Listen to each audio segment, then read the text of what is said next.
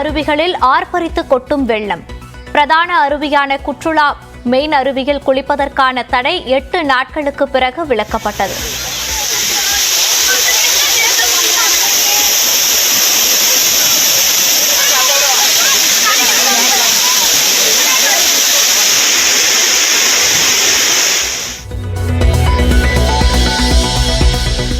தென்மேற்கு வங்கக்கடலில் மணிக்கு 6 கிலோமீட்டர் வேகத்தில் நகரும் ரிமல் புயல் வங்கதேசம் மற்றும் மேற்கு வங்கத்தையொட்டிய கடற்கரை பகுதியில் இன்று நள்ளிரவு கரையை கடக்கக்கூடும் என கணிப்பு.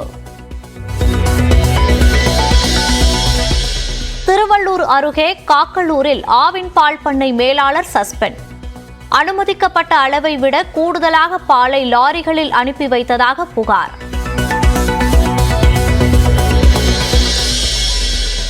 மக்களவைத் தேர்தலில் தென்னிந்தியாவை மட்டும் தனி இலக்காக கருதவில்லை என பிரதமர் மோடி கருத்து.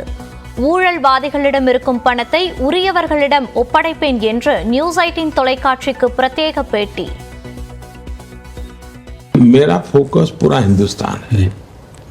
मैं टुकड़ों में नहीं सोचता और चुनाव के लिए मैं काम नहीं करता हूं. करप्शन के प्रति 0 टॉलरेंस, तो वो मेरा रहेगा ही. मैं ये पैसे उसको वापस लौटाऊंगा.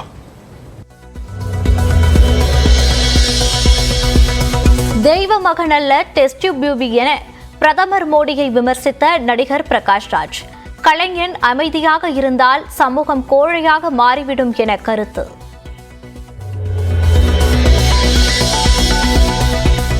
பள்ளி செல்லும் வயதுடைய அனைத்து குழந்தைகளையும் பள்ளிகளில் சேர்க்க வேண்டும். மாவட்ட முதன்மை கல்வி அலுவலர்களுக்கு பள்ளிக் கல்வி இயக்குநர் அறிவுறுத்தல்.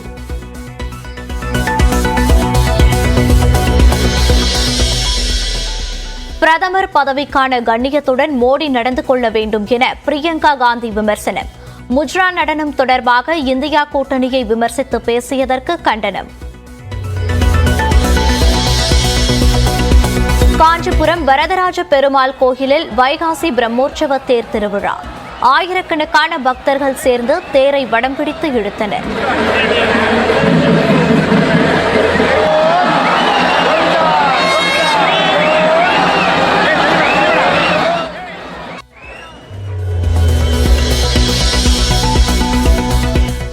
நெய்வேலியில் மதுபோதை ஆசாமியின் பைக் பறிமுதல் செய்யப்பட்ட நிலையில் அவர் சாலையில் சடலமாக கிடந்ததால் பரபரப்பு. உயிரிழப்பில் சந்தேகம் இருப்பதாக கூறி சாலையில் உடலை வைத்து பொதுமக்கள் போராட்டம். முக்கடல் சங்கமிக்கும் கன்னியாகுமரியில் நிலவும் இதமான சூழலை அனுபவிக்க குவிந்த சுற்றுலா பயணிகள்.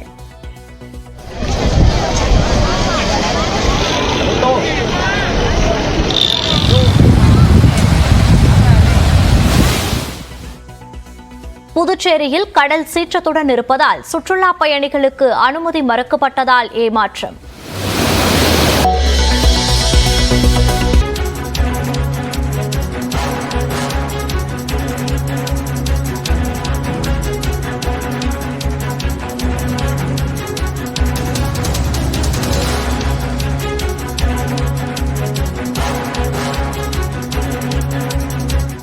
தற்போது கிடைத்திருக்கும் முக்கிய செய்தி.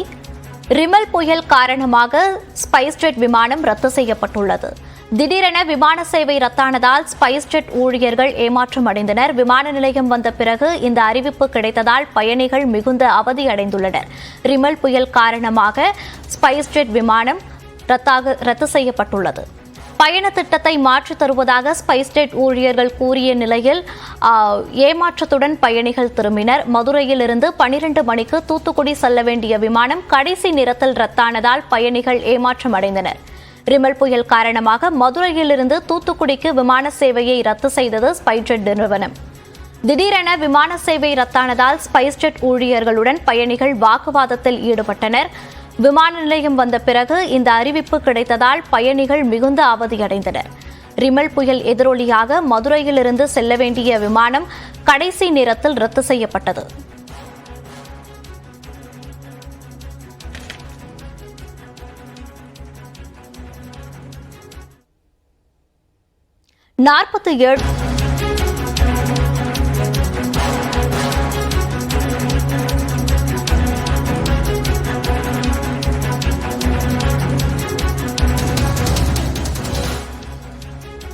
ஜூன் 4ஆம் தேதி இந்திய நாடாளுமன்ற தேர்தலுக்கான முடிவுகள் வெளியாகின்றன.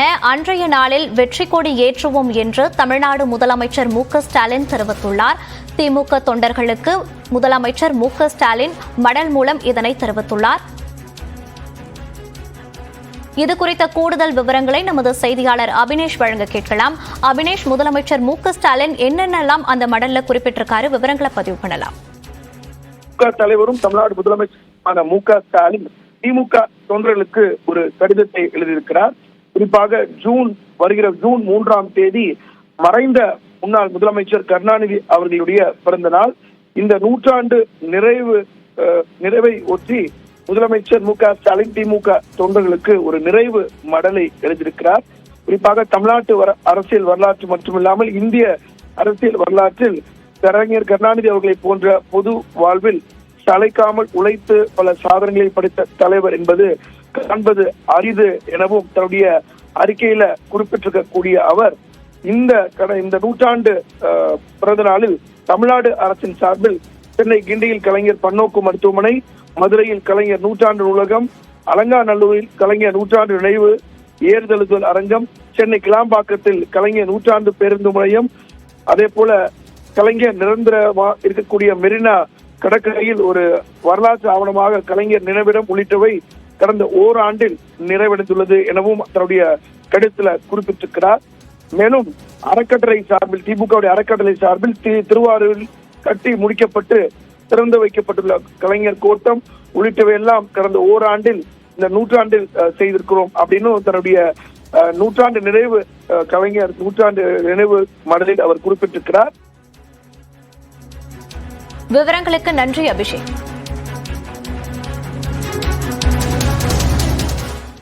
டெல்லியில் உள்ள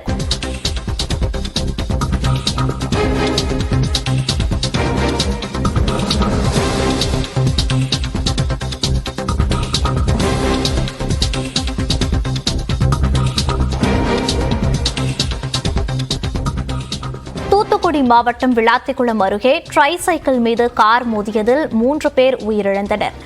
7 வயது சிறுவன் சதீஷ் உட்பட 3 பேர் உயிரிழந்திருக்கின்றனர் இந்த விபத்தில். இது குறித்த கூடுதல் விவரங்களை நமது செய்தியாளர் மகேஸ்வரன் வழங்க கேட்கலாம். வணக்கம் மகேஸ்வரன், இந்த விபத்து எப்படி நேரிட்டது, விவரங்களை பதிவு பண்ணலாம். ராமநாதபுரம் மாவட்டம் தங்கச்சிமுடம் பகுதியைச் சேர்ந்த தங்கம்மா, மாரியம்மா, சதீஷ், சிலம்பரசன் ஆகிய 4 பேரும் ட்ரைசைக்கிள் மூலமாக பழைய பேப்பர், பழைய பிளாஸ்டிக் பொருளை எடுத்து விற்பனை செய்து வந்துள்ளனர்.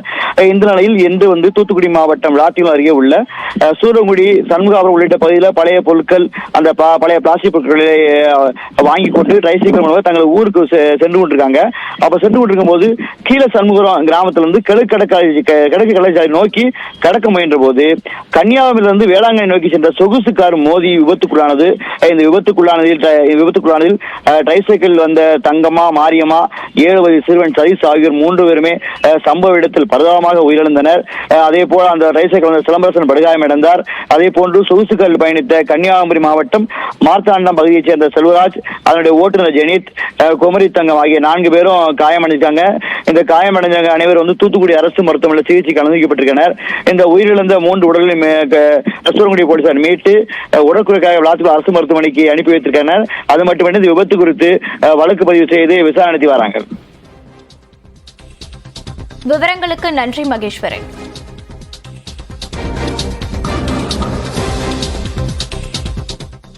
இடைவேளைக்கு பிறகு தொடர்ந்து